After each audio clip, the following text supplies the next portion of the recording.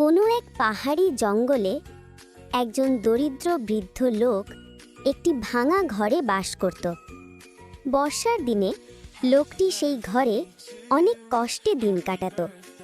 একদিন কিছু পর্যটক সেই পাহাড়ি রাস্তা দিয়ে যাচ্ছিল। হঠাৎ তাদের চোখে পড়ে বৃদ্ধ লোকটির কষ্টের জীবন। তারা সিদ্ধান্ত নিল লোকটিকে সাহায্য করবে, একটি সুন্দর ঘর তৈরি করে দেবে। তারপর তারা কাজ শুরু করে দিল। বাঁশ আর কাঁচ দিয়ে তারা তৈরি করল একটি দৃষ্টিনন্দন কুটির, যেটা দেখতে একটি ছোট হোটেলের মতো। বৃদ্ধ লোকটি খুব খুশি হয়ে গেল। সে তাদের কাছে অশেষ কৃতজ্ঞতা প্রকাশ করল। পর্যটকরাও খুশি হলো এমন একটি সুন্দর ঘর তৈরি করতে পেরে। তারপর তারা সেখান থেকে চলে গেল, আর বৃদ্ধ লোকটি আরাম আর সুখে দিন কাটাতে লাগলো।